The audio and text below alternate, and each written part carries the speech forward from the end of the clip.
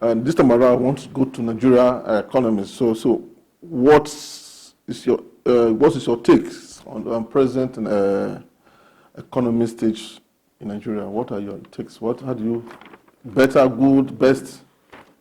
The present stage in the economy stage, and you're talking right now about Nigeria, correct? Yes. Yes. The present stage of our economy in Nigeria is actually very bad. It's very bad, and I think the major reason why our economy has declined this far is due to the fact that majority of our citizens have concentrated so much on one particular product and line only, and that is because they decided to concentrate so much on this particular product called oil. I think that the leadership in Nigeria, should I stop or should we stop first?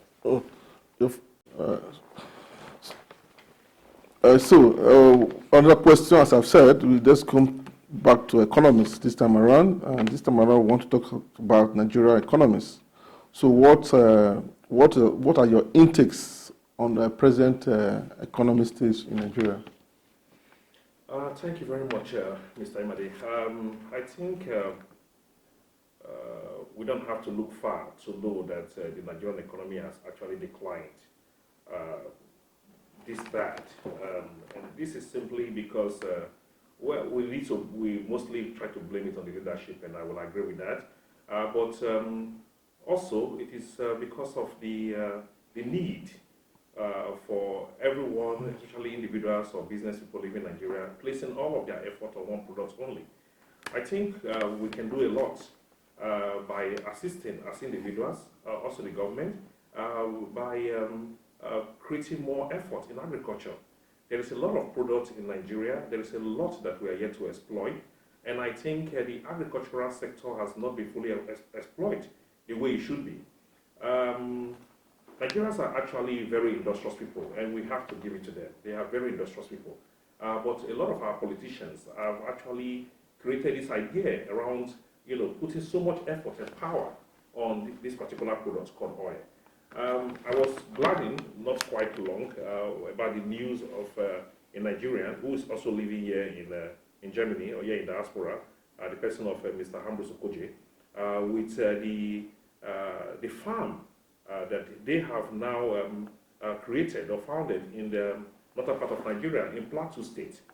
So they are doing quite well, and this is going to be bringing in a lot of supplies of potatoes and other agricultural products into the economics. So yes, the economics of the economic situation in Nigeria has really gotten that low and has really gotten that bad. But this does not only, in my opinion, have to do with the leadership role only. I think it's the need for people to start diversing their ideas into other different products instead of putting all of our efforts or energy in concentrating on these oil products alone. So the economy is quite bad, and I think it's going to take some time. But definitely, we as Nigerians and everyone needs to have all hands on desk. The blame game of trying to push it all the time to the leadership of the country is fine and it's easy, but I think it is something that Nigerians, individuals, and citizens, we need to sit down together and create a mentality where we can actually put our energy in other sectors than concentrating mostly on the oil products only. Well, that is what I will say for now. Thank you so much. This, my viewers, this AGA, I believe today we are talking so much about Nigeria's economies or political or whatever. So next time, I believe we are going to go to another country who will also analyze their political, economic situation in their country. Please, I want you to continue to watch this channel. We are going to be bringing other continents, other other countries from Africa or from, because this AGA represents Africa in general. So today we are talking about Nigeria in particular. So next time we might bring Ghana, because AGA represents other ethnicities in our platform. So don't say that it's about Nigeria. We are talking much today. That is why we are talking today. But next time we bring another other country to come to Cameroon also comes to give us their political or economic situation. I often said that. So, I'm going forward. What do you think? Do you actually think that Nigeria is being governed politically or what democratically being governed? What do you think? We're talking about democracy. Do you think we're actually utilizing it or? Well, if you ask me, I will go back again to the issue of the economic situation in Nigeria. I think before I come back to this next question, I think corruption is a major problem in our country. Corruption is one of the biggest problems that we have, and we have not been able to tackle that particular issue.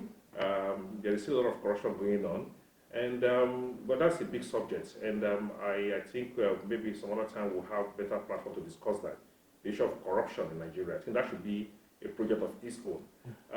But talking about democracy in Nigeria, Nigeria has not been fully democratic.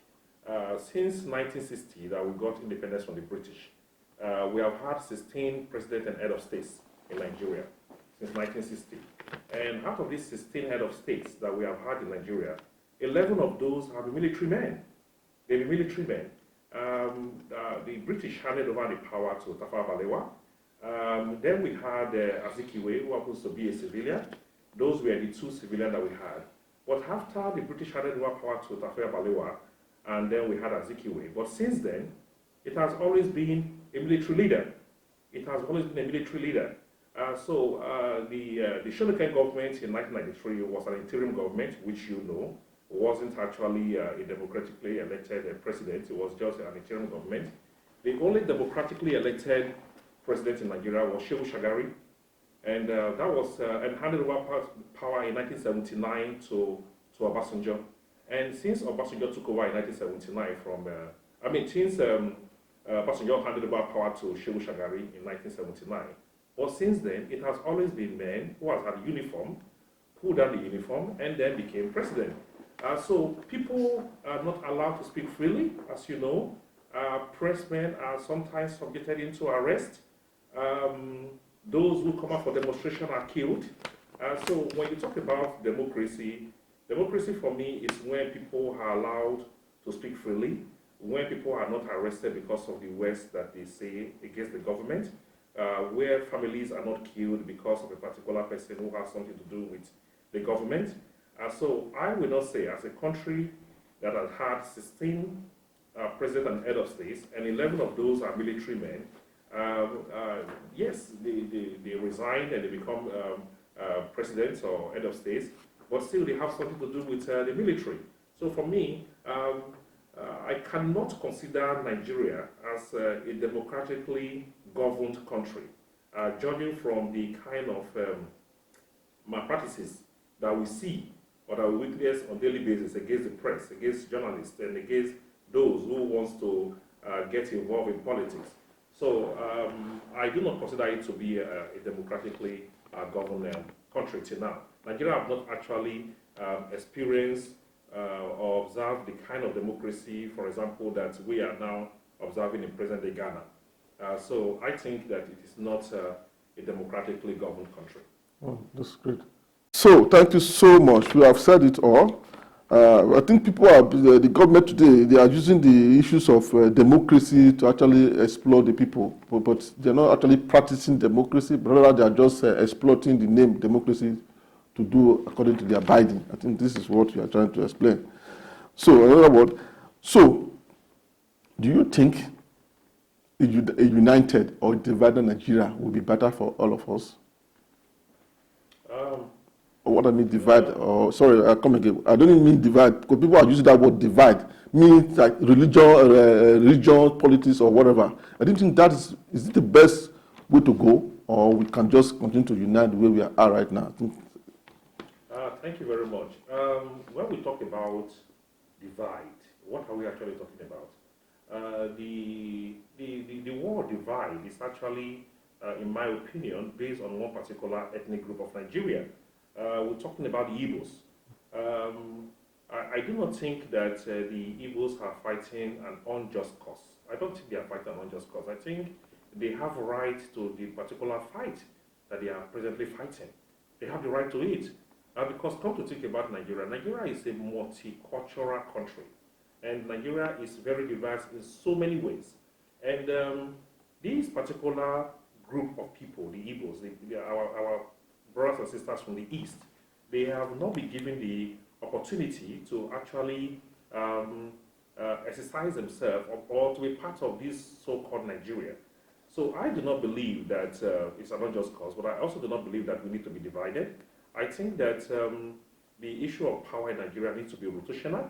I think that the Nigerian government can do better than what we are doing presently. If the people from the East have an access, as you know, Mr. Imadi, people from the East are they are very acquainted with business. Industrious. Yeah, they are very industrious people. They love to be very business-minded. They love to do business. Most of them are traders and market women. This is who they are. And if we can, for example, create a situation where we have a port authority in Port Harcourt, for example, and we have a port authority in Warri, which is not impossible. We used to have a port authority in Port Harcourt, but right now it is not very practical. It's not functional. If we have that, and what stops the Nigerian government to create an international airport in the East? So what are they afraid of?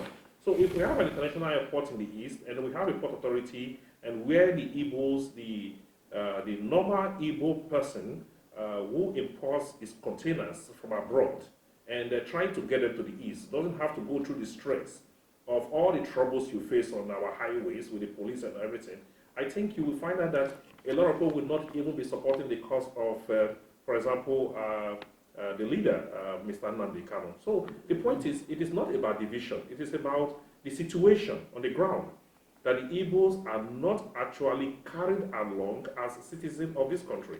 So I do not believe that the division is what we need. The more we are, the stronger we are. I think Nigeria is not a very big country to be divided. It's actually not a big country. People think Nigeria is a big country. Yes, it's one of the most populated black nations, but still, it's a very small country. So division is not, we get married to each other. A lot of our Easterners have houses in the West and have serious and big businesses in the West. And so the Westerners get married to the Easterners in Nigeria, which is a good news. But the point is they need to be carried along properly. And there should be a rotational system of power, and not just a power that seems to, in my opinion, is actually one-sided. Okay. So I don't believe in division, no. Exactly. So the point I want to raise now is that I want to ask you directly. Do you don't think that the federal, the power, the authority that is being invested in the federal is totally arbitrary? In other words, too big. It's making everybody backward, because it's like they have so many invested in authority. Like here in Germany, the minister, the president is just like a ceremonial, whereby every regions have to make their economies to be vibrant. But in Nigeria, today, what happened? The federal dictates every activities of every state. Is it a good idea in terms of economies, or the federal is supposed to just be, the president is supposed to be like a ceremonial president, just the way they were doing in the First Republic, whereby every region had to produce, like the Yorubas to produce cocoa. There's a competition in terms of economies, activities. You know, in my state, we have robbers, like those states have robber. Everybody with economy vibrant. But today, what happened? The federal just take over everything. Is it the best to go? Well, you use the word dictate, and I have to assist you on that particular word. I love that word, dictate. And that word can also be seen as being dictatorship or dictators.